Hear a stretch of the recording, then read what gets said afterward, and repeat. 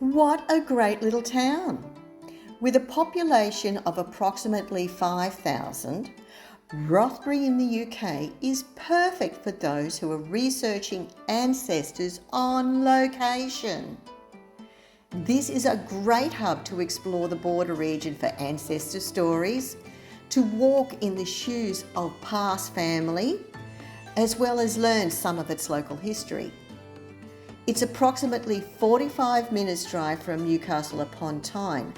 So from the locals who are happy to commute to reduce housing expenses, they could easily consider this town as home, as the proof shows in the number of construction of new homes on the outskirts of Rothbury. Also being a quiet country getaway, albeit a weekend, or a more permanent lifestyle such as retirement, the infrastructure is well established. It's a pleasant place to enjoy lunch and dinner with multiple choices of cafes and pubs. As with most of the UK, Rothbury is steeped in history, with a large percentage of the original town buildings being over 200 years old. So, as an Australian, I was immediately in awe with his presentation, and instantly my mind began wondering what life was like in its early days. And that led on to some excellent discoveries. Historically, Rothbury has been populated by man since the prehistoric period, aka hunter and gatherer times, which, for those who aren't up on their terminology, was before tools were implemented, as evidence has shown. Around the vicinity of the town, there has been a Bronze Age standing stone with an extensive hill fort uncovered. To the north of Rothbury, near another standing stone, a cup-marked rock has been found. So for those who love and enjoy archaeological discoveries, this town is a must visit.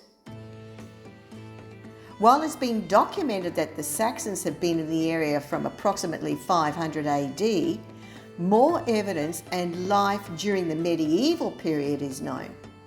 Rothbury became a designated market town for approximately 20 years or so due to the junction of two rivers, and especially while a prominent town figure, Robert Fitzroger, who was a nobleman and sheriff of Northumberland, was living, circa 1170 to 1214.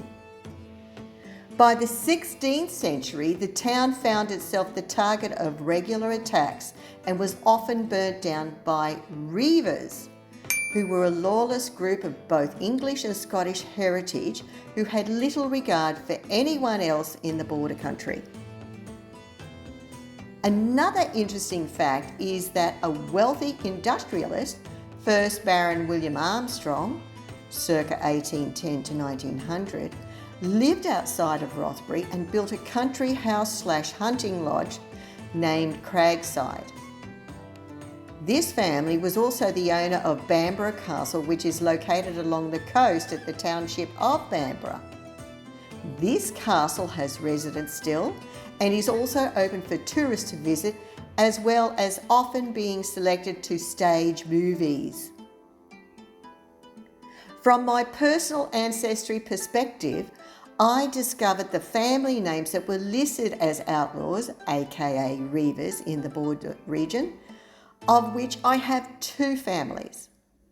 For over 100 years, these groups had laws unto themselves and at times would fight to the death. The surname of Turnbull has been found throughout the whole Northumberland and Scottish regions, and another is Bell, also on both sides of the border. For me, this could explain the large number of gaps in my ancestry. So continuing to research these groups, I have found it all to be extremely fascinating, as there has to be at least 20 different family names.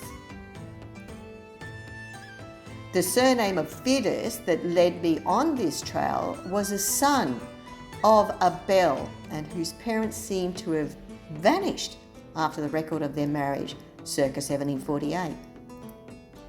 Did they become victims of the Reivers? Or perhaps they made their way to America as a free family under a pseudonym, which is what a lot of families did to avoid persecution by the Crown or being wrongly accused. It wasn't until the union of the Scottish and English crowns when James VI and I took control of both countries. Action was taken against the Reivers, who were then trialled and sent to either Ireland or to America. Needless to say, this process took decades for peace to reign again, and it was during the same period of time that eventually the United Colonies of America declared independence from Britain. So if you have American and British ancestry, albeit a convict or free family, from circa 1615 to 1776, or one of a dozen different surnames listed with the Border Reivers, there might be a connection with these outlaws. I have found this history fascinating, and the discovery explains why there are so many gaps in my Northumberland research.